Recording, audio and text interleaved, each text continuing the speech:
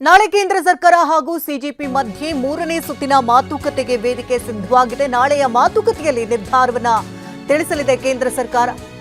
ಧರ್ಮೇಂದ್ರ ಪ್ರಧಾನ್ ರಾಜೀನಾಮೆ ಬಗ್ಗೆ ನಾಳೆ ಕೇಂದ್ರ ಸರ್ಕಾರವನ್ನ ನಿರ್ಧಾರವನ್ನ ತಿಳಿಸಲಿದ್ದು, ನಾಳೆ ಸಿಜೆಪಿಗೆ ನಿರ್ಧಾರವನ್ನ ಕೇಂದ್ರ ಸಚಿವ ಜೆಪಿ ನಡ್ಡಾ ತಿಳಿಸಲಿದ್ದಾರೆ. ನಾಳೆ ಮಧ್ಯಾಹ್ನದೊಳಗೆ ರಾಜೀನಾಮೆ ಕೊಡಲೇಬೇಕು ಅಂತ ಸಿಜೆಪಿ ಈಗಾಗಲೇ ಪಟ್ಟು ಹಿಡಿದುಕೊಳ್ತಿದೆ. ಕೇಂದ್ರ ಜೊತೆ ಸಭೆ ನಡೆಸಿದ ಬಳಿಕ ಸೌರವ್ ಹಾಗೆ ಅಶುತೋಷ್ ಹೇಳಿಕೆಯನ್ನು ಕೊಟ್ಟಿದ್ದಾರೆ.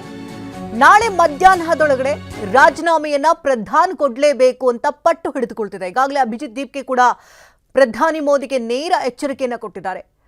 ಪ್ರಧಾನಿ ಏನಾದರೂ ರಾಜೀನಾಮೆ ನೀಡದೆ ಹೋದ್ರೆ ಯುವ ಜನತೆ ನಿಮ್ಮ ರಾಜೀನಾಮೆಯನ್ನ ಕೇಳಬೇಕಾಗುತ್ತೆ, ಎಚ್ಚರ ಅಂತ ಹೇಳಿದ್ದಾರೆ.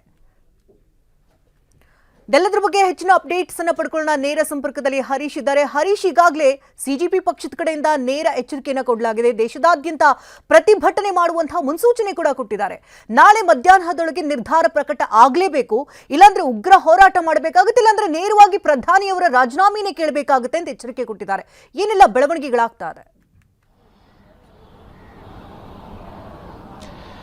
ಶಕುಂತಲಾ, ನೀಟ್ ಪ್ರಶ್ನೆ ಪತ್ರಿಕೆ ವಿರೋಧಿಸಿ ಜಂತರ್ ಮಂತರ್ನಲ್ಲಿ ಕಳೆದ 1 ತಿಂಗಳಿನಿಂದಲೂ ಕೂಡ ಪ್ರತಿಭಟನೆ ನಡೀತಾ ಇದೆ. ಆದರೆ ಕಳೆದ 3 ದಿವಸಗಳಿಂದ ಪ್ರತಿಭಟನೆ ತೀವ್ರ ಸ್ವರೂಪ ಪಡೆದಿದೆ.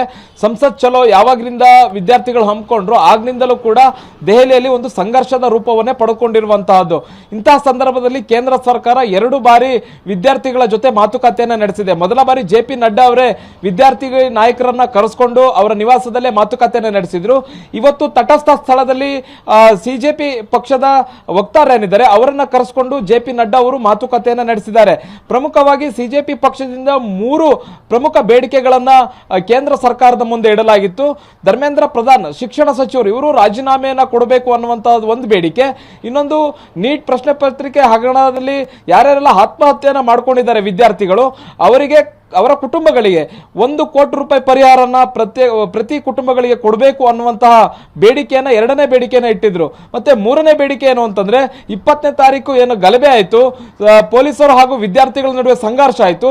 ಇಲ್ಲಿ ವಿದ್ಯಾರ್ಥಿಗಳ ಮೇಲೆ ಅನೇಕ FIR ಗಳನ್ನ ದಾಖಲಿಸಿರುವಂತಹದ್ದು. ಆ ಎಲ್ಲ FIR ಗಳನ್ನು ಕೂಡ ವಾಪಸ್ ಪಡಿಬೇಕು ಅನ್ನುವಂತಹ 3 ಬೇಡಿಕೆಗಳನ್ನ ಇಟ್ಟು ಇವತ್ತು ಸಭೆಗೆ ಭಾಗಿಯಾಗಿದ್ರು. ಈ ಸಭೆಯಲ್ಲಿ ಪ್ರಮುಖ 2 ಬೇಡಿಕೆಗಳನ್ನ ಈಡೇರಿಸ್ತೀವಿ ಅನ್ನುವಂಥದ್ದನ್ನ ಕೇಂದ್ರ ಸರ್ಕಾರ ಭರವಸೆ ಕೊಟ್ಟಿದೆ. ಅಂದ್ರೆ ಕೇಂದ್ರ ಸರ್ಕಾರದ ಪ್ರತಿನಿಧಿಯಾಗಿ ಬಂದಿದ್ದಂತಹ ಜೆಪಿ ನಡ್ಡಾ ಅವರು ಭರವಸೆಯನ್ನ ಈ ಸಿಜೆಪಿ ಪಕ್ಷದ ವಕ್ತಾರರಿಗೆ ಕೊಟ್ಟಿರುವಂತಹದ್ದು. ಆದರೆ ಪ್ರಮುಖ ಬೇಡಿಕೆ ಇರ್ತಕ್ಕಂಥದ್ದು ಧರ್ಮೇಂದ್ರ ಪ್ರಧಾನ್ ಅವರ ರಾಜೀನಾಮೆ ಕೊಡುವಂತಹ ವಿಚಾರ ಏನಿದೆ, ಇದರ ಬಗ್ಗೆ ಯಾವುದೇ ರೀತಿಯಾದಂತಹ ಪ್ರತಿಕ್ರಿಯೆಯನ್ನ ಜೆಪಿ ನಡ್ಡಾ ಅವರು ಕೊಟ್ಟಿಲ್ಲ. ಅಂದ್ರೆ ಸುದೀರ್ಘವಾಗಿ 2 ಬಣದಿಂದ ಚರ್ಚೆಗಳು ನಡೆದಿರುವಂತಹದ್ದು.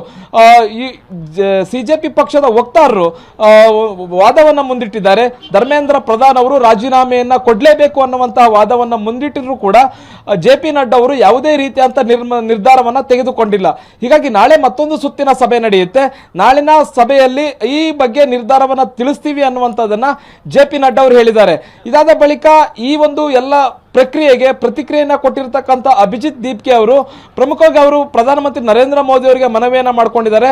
ನಮ್ಮ ಪ್ರಮುಖ ಬೇಡಿಕೆ ಆಗಿರ್ತಕ್ಕಂಥ ಧರ್ಮೇಂದ್ರ ಪ್ರಧಾನ್ ಅವರ ರಾಜೀನಾಮೆಯನ್ನ ಪ್ರಧಾನಮಂತ್ರಿ ನರೇಂದ್ರ ಮೋದಿ ಅವರು ಪಡೆಯಲೇಬೇಕು. ಒಂದು ವೇಳೆ ನರೇಂದ್ರ ಮೋದಿ ಅವರು ಧರ್ಮೇಂದ್ರ ಪ್ರಧಾನ್ ಅವರ ರಾಜೀನಾಮೆಯನ್ನ ಪಡೆಯದೇ ಇದ್ರೆ ನಾವು ನರೇಂದ್ರ ಮೋದಿ ಅವರ ರಾಜೀನಾಮೆಯನ್ನ ಕೇಳಬೇಕಾಗುತ್ತೆ. ವಿದ್ಯಾರ್ಥಿಗಳು ಇಡೀ ದೇಶಾದ್ಯಂತ ನರೇಂದ್ರ ಮೋದಿ ಅವರ ರಾಜೀನಾಮೆಯನ್ನ ಕೇಳ್ತಾರೆ ಅನ್ನುವಂತಹ ಒತ್ತಡವನ್ನು ಕೂಡ ಈಗ ನರೇಂದ್ರ ಮೋದಿ ಅವರ ಮೇಲೆ ಇಟ್ಟಿರುವಂತಹದ್ದು. ಹಾಗಾಗಿ ನಾಳೆ ನಡೆಯುವಂತಹ 3ನೇ ಸುತ್ತಿನ ಸಭೆ ಬಹಳಷ್ಟು ಪ್ರಾಮುಖ್ಯತೆಯನ್ನು ಪಡ್ಕೊಳ್ಳುತ್ತೆ.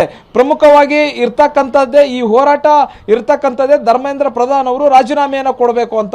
ಹೀಗಾಗಿ ನಾಳೆ ನಡೆಯುವಂತಹ ಸಭೆಯಲ್ಲಿ ತನ್ನ ನಿರ್ಧಾರವನ್ನ ಕೇಂದ್ರ ಸರ್ಕಾರದ ಸಚಿವರಾದಂತಹ ಜೆಪಿ ನಡ್ಡಾ ಅವರು ತಿಳಿಸಲಿದ್ದಾರೆ.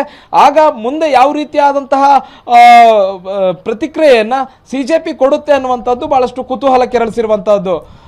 ಶಕುಂತಲಾ, ಧನ್ಯವಾದ ಹರೀಶ್, ತಮ್ಮ ಲೈವ್ ಅಪ್ಡೇಟ್ಸ್ಗಾಗಿ.